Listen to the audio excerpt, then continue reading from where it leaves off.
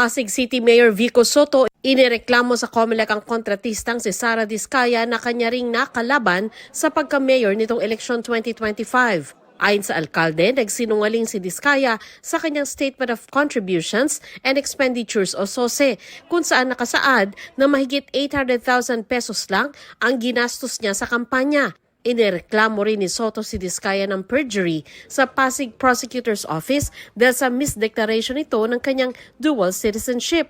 Sagot ng abogado ni Diskaya, inihain ng alkalde ang reklamo para mapagtakpan umano ang election complaint laban sa kanya. Iginiit din niyang parehong Pilipino ang mga magulang ni Sara Diskaya at meron itong Certificate of Recognition na isa siyang Pilipino.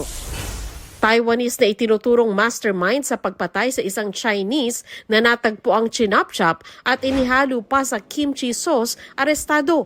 Natunto ng suspect sa isang hotel casino sa Parañaque. Na-recover din ng mga otoridad ang lagaring bakal at chopping knife na pinaniniwala ang ginamit ng suspect sa pagputol-putol sa katawan ng Chinese na biktima. Natukoy na rin ang pagkakakilanlan dahil sa membership shopping card nito.